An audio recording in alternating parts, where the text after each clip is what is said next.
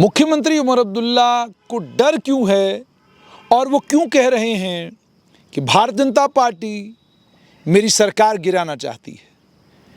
क्यों आरोप लगाया उन्होंने कि करोड़ों रुपया देकर मेरे एमएलएज को खरीदने की कोशिश की जा रही है? कारण क्या है इसका? इतिहास के पन्ने पलटते हैं तो पहले पन्ने पर मुख्यमंत्री उमर अब्दुल्ला के दादा शेख मोहम्मद अब्दुल्ला सामने आते हैं। जम्मू कश्मीर के प्रधानमंत्री थे और प्रधानमंत्री होते हुए उनके दाएं बाएं, उनके करीबी वो नेतागण, जिन नेतागणों ने उनके साथ मिलकर जम्मू कश्मीर नेशनल कॉन्फ्रेंस की बुनियाद डाली, एक साथ लड़ाई लड़ी, सत्ता में जब आए तो जीएम सादिक, बख्शी गुलाम मोहम्मद और अन्य कुछ और नेताओं ने मिलकर शेख मोहम्मद अब्दुल्ला को बाहर का रास्ता दिखा दिया। गंभीर आरोप उनके ऊपर लगे और प्रधानमंत्री होते हुए भी उनको गिरफ्तार कर लिया गया। 22 साल तक सत्ता से बाहर रहे और 1975 में दोबारा इंदिरा शेख एकॉर्ड के नतीजे में स्वर्गीय शेख मोहम्मद अब्दुल्ला सत्ता में वापस आए। 1975 के बाद 9 साल के बाद साल 1984 में जम्मू कश्मीर के राज्यपाल थे जगमोहन। वो डॉक्टर फारूक अब्दुल्ला टेलीफोन करते हैं और उन्हें बताते हैं टेलीफोन के ऊपर कि आप ज़रा राजभवन आइए, आपके कुछ लोगों ने आपका उससे समर्थन वापस ले लिया है, पार्टी छोड़ दी है और आप अल्पमत में आ गए हैं, यानी आपकी सरकार के पास मेजॉरिटी नहीं है। डॉक्टर फारूक अब्दुल्ला अपनी किताब माई डिसमिसल, जिसे सतीश साहनी एक वरिष्ठ पत्रकार थे, उन्होंने लिखा था, जो डॉक्टर फारूक अब्दुल्ला ने कहा वो उन्होंने लिखा। जब आप उस किताब को पढ़ते हैं तो उस किताब में डॉक्टर फारूक अब्दुल्ला यही आरोप लगाते हैं, लोभ लालच दिया जा रहा है मेरे लोगों को, पैसे का लालच दिया जा रहा है, दबाव डाला जा रहा है। ये सारी बातें उस किताब में आपको लिखी हुई मिलती हैं। और 12 लोग डॉक्टर फारूक अब्दुल्ला के जो साथी थे, जो समर्थक थे, पार्टी छोड़ जाते हैं और राजभवन में होते हैं।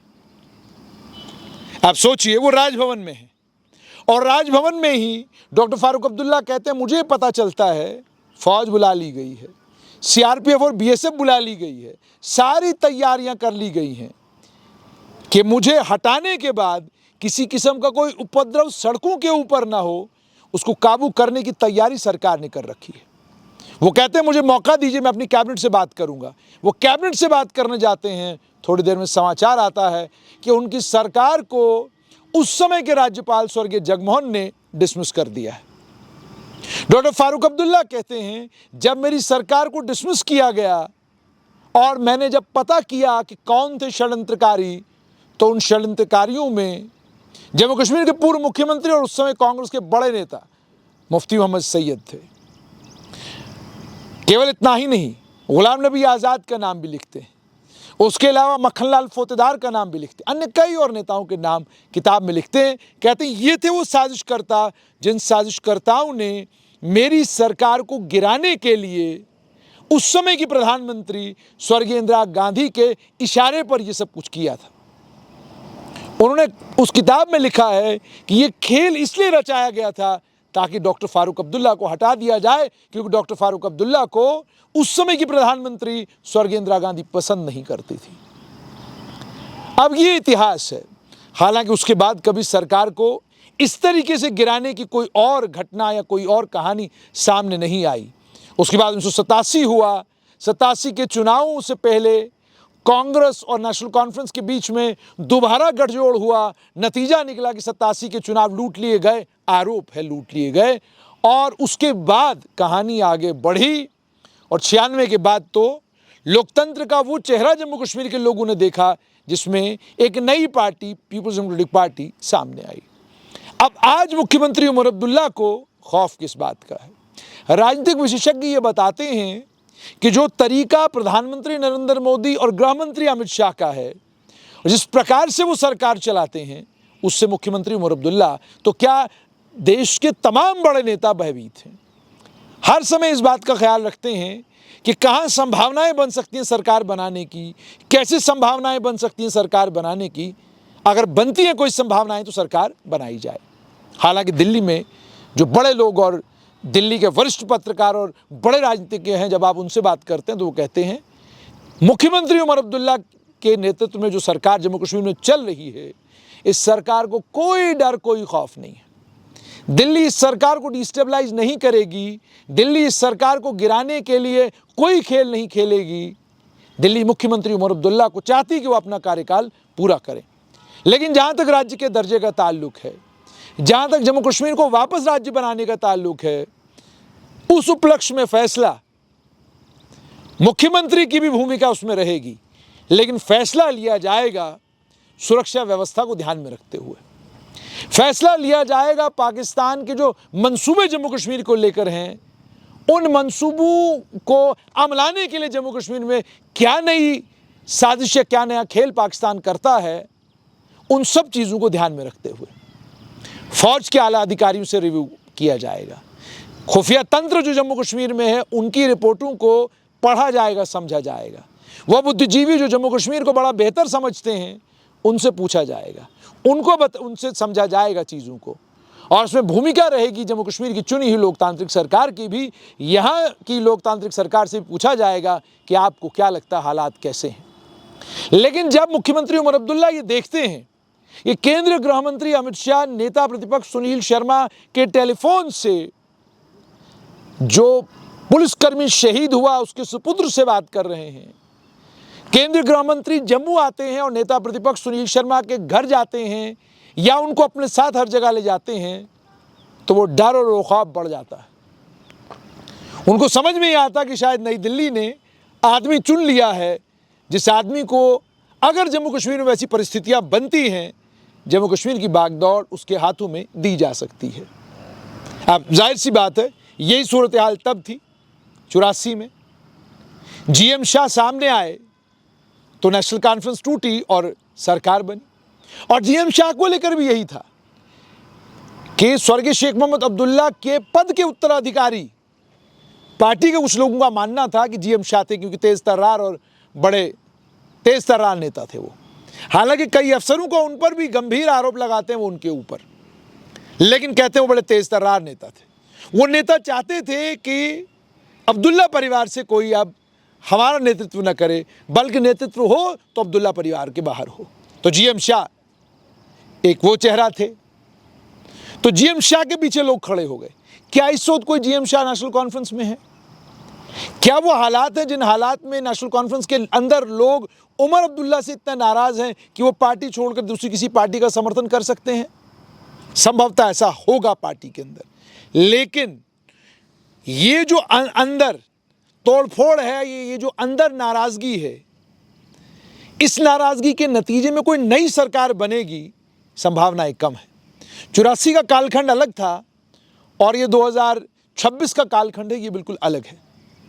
व्यवस्थाएं अलग हैं, परिस्थितियां अलग हैं, नेतृत्व जो केंद्र में है वो अलग है, सोचने का विचारने का तरीका उनका अलग है। 84 में जो सरकार थी उनका सोचने का तरीका अलग था। तो इसलिए राजनीतिक विशेषज्ञ ये कहते हैं कि मुख्यमंत्री उमर अब्दुल्ला का डर अपनी जगह इसलिए सही है क्योंकि भारतीय जनता पार्टी ने कई राज्यों में जब सरकार बनाई ऐसे कि पूरी पार्टी टूटकर बीजेपी में चली गई। अब बंगाल की मिसाल ले लीजिए, चुनाव जीतने के बाद टीएमसी अलग हो गई, टीएमसी से अलग हो गई। अब महाराष्ट्र का ले लीजिए, महाराष्ट्र में शिवसेना उद्धव बाला साहब ठाकरे मुकम्मल तौर पर टूट गई और शिवसेना शिंदे हो गई। अन्य कई और राज्यों में यही हुआ है। तो ये वो डर है, ये वो खौफ है। और लोभ और लालच का जहाँ तक ताल्लुक है, तो हम उस कालखंड से गुजर रहे हैं जिस कालखंड में विचार, पार्टी की विचारधारा ये अभी भी अपनी जगह रेलेवेंट है, लेकिन आम जनमानस के बीच में केवल इस बात की इंपॉर्टेंस और रेलेवेंस है कि क्या उसका काम हो रहा है या नहीं हो रहा है। जम्मू कश्मीर का हर आम नागरिक जानता है 370 वापस नहीं आएगा, 35 से वापस नहीं आएगा, संवैधानिक अधिकारों में कोई परिवर्तन जम्मू कश्मीर के हो बिल्कुल नहीं होगा। जानते हैं लोग, इस बात को भली भांति जानते हैं। लोग केवल और केवल स्टेटहुड को लेकर गंभीर हैं कि पूर्ण राज्य का दर्जा वापस मिलना चाहिए। तो 370 को लेके 35 को लेके कोई पार्टी कितनी भी राजनीति करे उससे कोई फर्क पड़ने वाला नहीं। लोग सुख सुविधाएं चाहते हैं, लोग अस्पताल, बिजली, पानी, सड़क ये चाहते हैं, उसके साथ में राज्य का दर्जा भी चाहते हैं। अब इन परिस्थितियों में जहां उस तरीके से जैसे शेख मोहम्मद अब्दुल्ला या डॉक्टर फारूक अब्दुल्ला या 2009 से 14 के बीच में उमर अब्दुल्ला के साथ पार्टी के नेता कार्यकर्ता जुड़े हुए थे, इन आज के कालखंड में चीज़ें परिवर्तित हुई हैं, तब्दील हुई हैं। अब यह है कि भाई जहां से हमको लगेगा कि हमारा काम होगा, हम उस दरवाजे पर दस्तक देने के लिए जाएंगे, क्योंकि हमारा कार्यकर्ता इंतज़ार करने के मूड में नहीं है।